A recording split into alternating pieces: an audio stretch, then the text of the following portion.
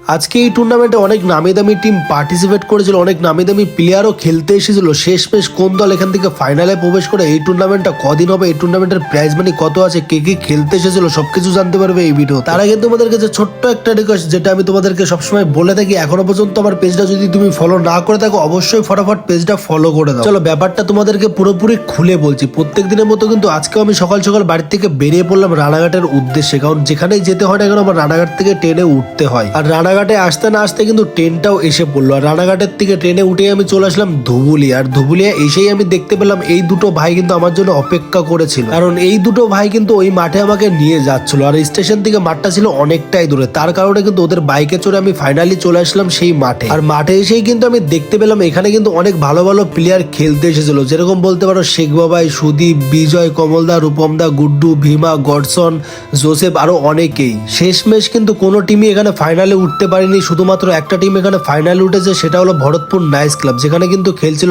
রাহুল, খেলছিল সেলিম, খেলছিল কাপাসিয়া। আর হ্যাঁ, এই টুর্নামেন্টের কিন্তু 28শে ডিসেম্বর হবে 8টা টিমের খেলা, আর হবে ফাইনাল। আর এখানে কিন্তু চ্যাম্পিয়ন প্রাইজ মানে যে 1,60,000 টাকা, রানার্স প্রাইজ আছে 1,10,000 টাকা।